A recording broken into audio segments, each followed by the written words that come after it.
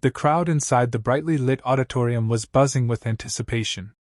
The cameras were rolling, the anchors whispering in hushed tones, and millions across the nation were watching live.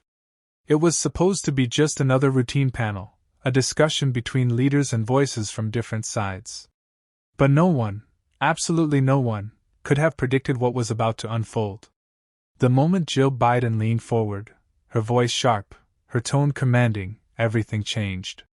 She pointed across the stage, her words cutting through the air like a blade.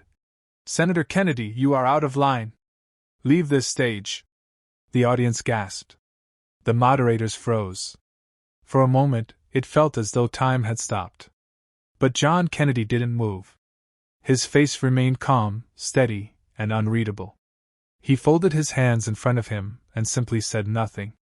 The silence stretched for what felt like forever, and then, exactly 49 seconds later, he leaned forward into the microphone, his voice deep, measured, and unshakable. "Dr. Biden," he began, "you can order me out, but you cannot order the truth out of this room." The words landed like a thunderclap. The audience erupted, some in applause, others in shocked disbelief. Jill's confident posture wavered for just a moment, and the cameras caught it all. Kennedy hadn't raised his voice, hadn't lashed out, but the power of his calm defiance froze her in place. As the debate continued, it became clear that this was more than just political sparring.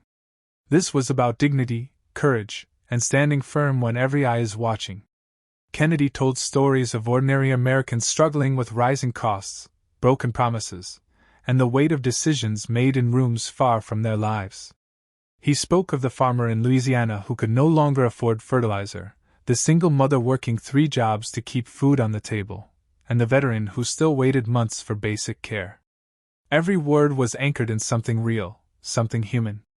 The crowd leaned in, captivated not by theatrics, but by authenticity. Jill tried to regain the stage, doubling down on polished lines and rehearsed responses.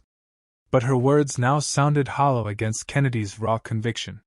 She had ordered him off, expecting obedience or retreat, but instead he had stood taller, without raising his voice, without personal attack, simply with truth. And then, something remarkable happened. A young woman in the audience, clearly not a plant, but just another face in the crowd, stood up and shouted, "He's speaking for us!" The cameras turned. Applause followed. One by one, more people rose, clapping, cheering, until the room thundered with voices. Jill Biden remained seated, frozen, unable to control the wave that had swept through the room. It wasn't anger or hostility that drowned her out, it was hope, raw and undeniable. By the time the broadcast wrapped up, pundits were already calling it a defining moment. Kennedy hadn't just responded, he had shifted the ent.